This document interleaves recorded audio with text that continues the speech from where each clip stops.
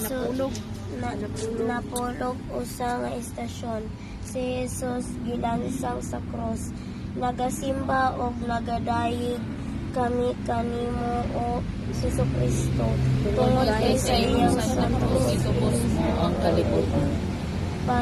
Palando nga si Jesus human siya kahigdaa sa cross, nagdupa sa iyang mga bukton og naghalad sa iyang amahan sa iyang kinabuhi alang sa atong kalawasan.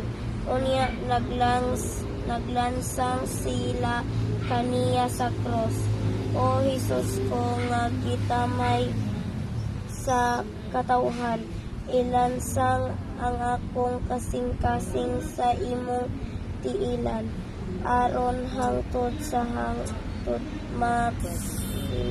diha sa paghigugma kanimo ug dili mo na mubulag pag-usab. Gihigugma ko ikaw o Jesus ko labaw sa tanan. Nagabasol ako sa tibuok kong kasing-kasing nga nakasala ko kanimo. Ayaw itugot sa ang nga sala ako kanimo. Ayaw pahimulag pa ako kanimo. Himua nga mahigugma ko ako kanimo sa kanunay og unya matuman unya dinhi kanako ang imong pag-abot. Pagbuot. Luyo diri.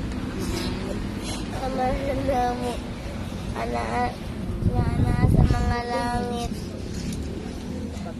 Pagdahingon ang imong ngalan, umabot kaning matuman ang imong pagbuot dinhi sa yuta maingon sa langit. Ang Kalanon namo sa matag adlaw ihatag kanamo karong adlaw o pasayloa kami sa among mga sala.